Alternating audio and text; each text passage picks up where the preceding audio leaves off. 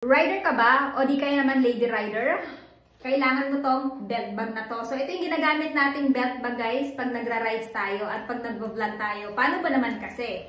Kita nyo naman, napakaluwag, napakalaki ng loob niya. At the same time, ayan, meron pa siyang isang pocket na kung saan pwede mong ilagay dito yung wallet, coin purse, maging yung cellphone ninyo.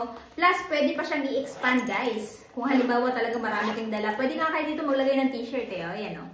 Pwede nyo itong i-expand. So, yung brand na to, guys, is Motocentric.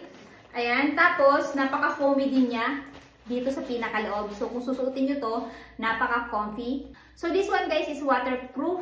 Kaya naman kahit umuulan at suot-suot nyo to, makakaasa kayo, guys, na hindi mababasa itong belt bag na to. Aside nga pala sa dalawang pockets na to, meron din siyang isa pang pocket dito na pwede mo paglagyan ng coin purse or coins ninyo. Ayan. So, ito yung wallet natin, guys, no?